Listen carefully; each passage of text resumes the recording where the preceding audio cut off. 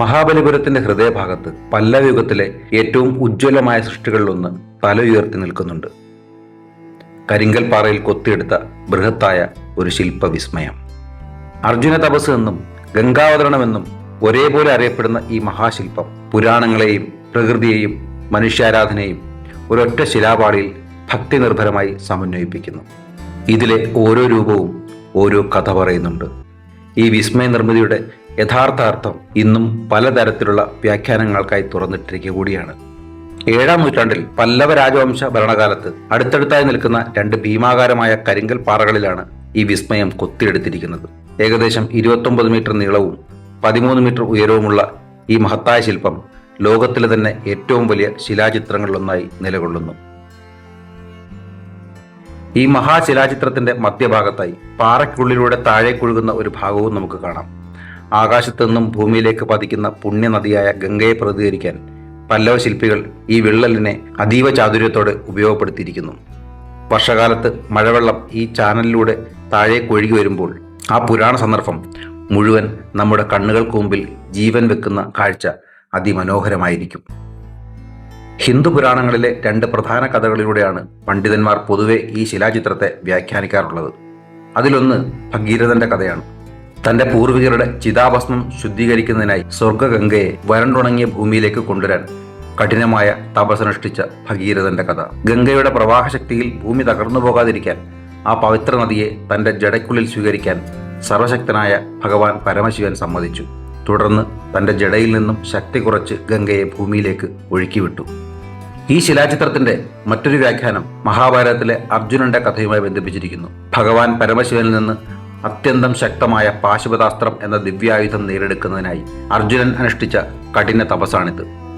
ശിവഭഗവാന്റെ തൊട്ടടുത്തായി കൊത്തിവെച്ചിരിക്കുന്ന ആ തപസ്വിനിയുടെ രൂപം ഒന്ന് സൂക്ഷിച്ചു നോക്കൂ. ഒരു കാലിൽ നിലയുറപ്പിച്ച് അതീവ ഏകാഗ്രതയോടെ അദ്ദേഹം തപസ് ചെയ്യുകയാണ്. കഠിനമായ വ്രതാനുഷ്ഠാനങ്ങളാൽ ശരീരം മെലിഞ്ഞുണങ്ങിയിരിക്കുന്നു.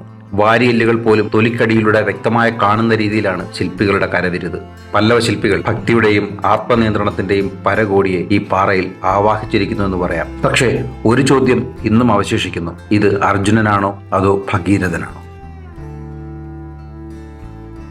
നമുക്ക് ഈ ശിലാചിത്രത്തിന്റെ ഏറ്റവും മുകളിൽ ഇടതുവശത്തുള്ള ദേവലോകങ്ങളിൽ നിന്ന് യാത്ര തുടങ്ങി താഴെ നദീതരങ്ങൾ വരെ എത്താം.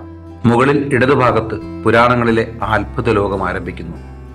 അവിടെ വന്യമായ ഭാവത്തോടെ നിൽക്കുന്ന കാവൽ മൃഗമായ ഒരു വ്യാളിയെയും പതുങ്ങിയിരിക്കുന്ന ഒരു സിംഹത്തെയും നമുക്ക് കാണാം. അവർക്ക് തൊട്ടടുത്തായി പകുതി മനുഷ്യ ശരീരവും പകുതി മൃഗരൂപവുമുള്ള അതീവ നിഗൂഢരായ ഒരു ജോഡി കിംപുരുഷന്മാരെയും ദർശിക്കാം.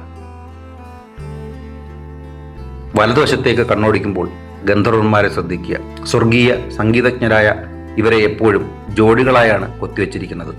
അവരുടെ കാൽമുട്ടുകൾ ഒന്ന് സൂക്ഷിച്ചു നോക്കൂ. വായുവിലൂടെ ഭാരമില്ലാതെ ഒഴുകി നടക്കുകയാണെന്ന് തോന്നിപ്പിക്കും വിധം അവ സന്ദർഭോചിതമായി അല്പം മടക്കി വെച്ചിരിക്കുന്നു. അവർക്ക് മുകളിലായി ഒരു സംഗീതോപകരണം മീട്ടുന്ന സന്യാസിയെയും മനുഷ്യ ശരീരവും പക്ഷിക്കാലുകളുമുള്ള കിന്നരന്മാർ അരികിലായി പറന്നു നടക്കുന്നതും കാണാം. ചന്ദ്രദേവൻ പോലും ഈ അത്ഭുതത്തിന് സാക്ഷിയാകാൻ അവിടെയുണ്ട്. അദ്ദേഹത്തിന്റെ തലയ്ക്ക് പിന്നിലെ പ്രഭാവലയം വഴി നമുക്ക് ചന്ദ്രഭഗവാനെ തിരിച്ചറിയാൻ സാധിക്കും. അടുത്ത തലത്തിലേക്ക് ഇറങ്ങുമ്പോൾ കാഴ്ചകൾ ദേവലോകത്ത് നിന്ന് പ്രകൃതിയുടെ വഴിത്തട്ടിലേക്ക് മാറുന്നു. ഇവിടെയും ഗന്ധർവന്മാരെയും കിന്നരന്മാരെയും കാണാമെങ്കിലും അതിന് താഴെ കല്ലുകളിൽ വന്യതയുടെയും വനജീവിതത്തിന്റെയും തുടിപ്പുകൾ ആരംഭിക്കുകയാണ്. ഒരു സിംഹം എവിടെയോ നോക്കി ഗർജിക്കുന്നുണ്ട്.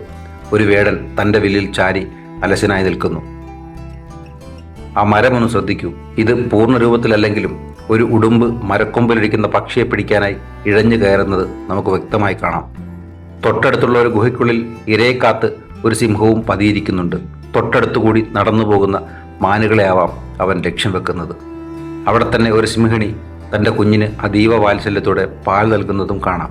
7-ാം നൂറ്റാണ്ടിലെ ആ പല്ലവ ശില്പികൾ നൽകിയ എത്ര മനോഹരമായ ഒരു സ്പർശമാണിത്. മാതൃത്വം എന്നത് എത്ര ക്രൂരമായ വന്യമൃഗങ്ങൾക്കിടയിലും പവിത്രമായ ഒന്നാണെന്ന് ഇത് നമ്മളെ ഓർമ്മിപ്പിക്കുന്നുണ്ട്. കുറച്ചുകൂടി താഴേക്ക് പോകുമ്പോൾ വന്യതയുടെ ആ കാഠിന്യം കുറയുന്നത് കാണാം. ഒരു മുയലും കുരങ്ങനും യാതൊരു ഭയവുമില്ലാതെ സമാധാനത്തോടെ അവിടെ വിശ്രമിക്കുന്നു.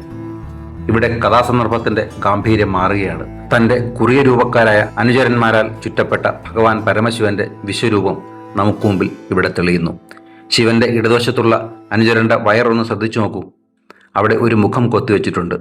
ഇത് കീർത്തിമുഖം എന്നറിയപ്പെടുന്നു. യശസ്സിന്റെയും ഐശ്വര്യത്തിന്റെയും പ്രതീകമായ ഒരു വിശുദ്ധ രൂപമാണിത്. ശിവരൂപത്തിന് തൊട്ടു താഴെ ഈ ശിലാചിത്രത്തിന്റെ ആത്മീയ കേന്ദ്രം ദൃശ്യമാകുന്നുണ്ട്. നദീതീരത്ത് ഭഗവാൻ വിഷ്ണു കുടികൊള്ളുന്ന മനോഹരവും ലളിതവുമായ ഒരു ചെറിയ ക്ഷേത്രം. ഇവിടെയാണ് ദേവലോകവും മനുഷ്യലോകവും തമ്മിൽ ഇഴചേരുന്നത്. ആ പുണ്യനദിയിൽ മുങ്ങിക്കുളിക്കാനായി തയ്യാറെടുക്കുന്നത് പോലെ ഗന്ധർവന്മാർ താഴേക്ക് ഇറങ്ങി വരുന്നതും ഇവിടെ കാണാം. ഈ ശിലാചിത്രത്തിന്റെ താഴ്ഭാഗത്താണ് പുരാതന ഭാരതത്തിലെ സാധാരണ മനുഷ്യരുടെ ജീവിതകഥകൾ അനാവരണം ചെയ്തിരിക്കുന്നത്. തങ്ങളുടെ ദൈനംദിന കർമ്മങ്ങളിൽ ഏർപ്പെട്ടിരിക്കുന്ന ഒരു കൂട്ടം ആളുകളെ നമുക്കിവിടെ കാണാം. പുണ്യനദിയിൽ മുങ്ങിക്കുളിച്ചു കയറിയ ഒരാൾ തന്റെ ഈറൻ മുടി പിഴിഞ്ഞുണക്കുന്ന ആ നിമിഷം പല്ലവ ശില്പികൾ അതിമനോഹരമായി കല്ലിൽ കുപ്പിയെടുത്തിരിക്കുന്നു. മറ്റൊരാൾ പുണ്യതീർത്ഥം നിറഞ്ഞ ഘനമേറിയ ഒരു പാത്രം ചുമലിലേറ്റി നടക്കുന്നുണ്ട്. തൊട്ടടുത്ത് തന്നെ പുരാതന മന്ത്രങ്ങൾ ഉരുവിട്ടുകൊണ്ട് കർമ്മങ്ങൾ അനുഷ്ഠിക്കുന്ന ഒരു ബ്രാഹ്മണനെയും നമുക്ക് കാണാം.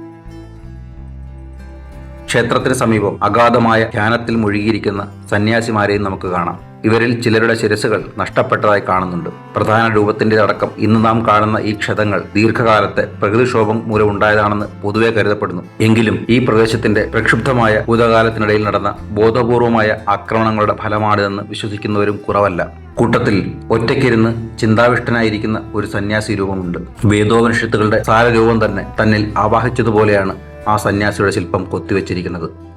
നദീതീരത്തെ ഗൗരവമേറിയ കാഴ്ചകൾക്കിടയിൽ പല്ലവ ശില്പികൾ ഒളിപ്പിച്ചു വെച്ച രസകരമായ ഒരു രംഗവും ഇവിടെയുണ്ട്. തപസ് ചെയ്യുന്ന സന്യാസിമാർക്ക് എതിർവശത്തായി ഒരു കൗശലക്കാരനായ പൂച്ച തന്റെ പിൻകാലുകളിൽ നിവർന്നു നിൽക്കുന്നത് കാണാം. സന്യാസിമാരെ പോലെ കപട തപസ് അനുഷ്ഠിക്കുകയാണ് അവൻ.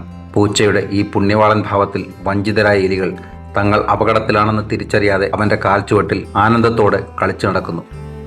ഏറ്റവും താഴെ മറ്റൊരു വിസ്മയ കാഴ്ചയിലേക്ക് നമ്മൾ എത്തുന്നു. ഒരു കൂറ്റൻ ആനക്കൂട്ടം. ഇതിന് സമാനമായ മറ്റൊരു ശില്പം ലോകത്തെവിടെയും കാണാൻ കഴിയില്ല. ആനകളുടെ ശരീരഘടന അത്രമേൽ കൃത്യതയോടെയാണ് ഇതിൽ കൊത്തിവെച്ചിരിക്കുന്നത്. മുതിർന്ന ആനകളുടെ ഗാംഭീര്യം മുതൽ അവയുടെ കാലുകൾക്കിടയിൽ ഒളിച്ചു നിൽക്കുന്ന കുട്ടി ആനകളുടെ കുസൃതി വരെ പല്ലവ ശില്പികൾ അതിമനോഹരമായി ആവിഷ്കരിച്ചിട്ടുണ്ട്.